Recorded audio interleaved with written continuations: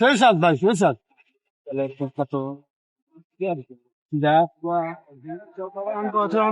চলে গেলে পাইবেন না, সুযোগ হারাইবেন না ভাই। দেখতে পাচ্ছেন যে চপসা জান আর কি।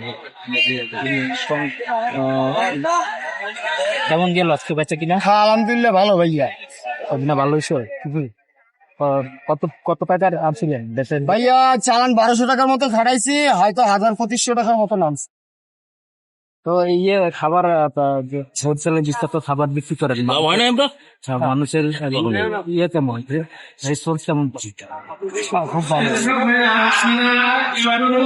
আজকে সমাবেশে কেউ খেয়ে টাকা না দিয়ে গেছে না?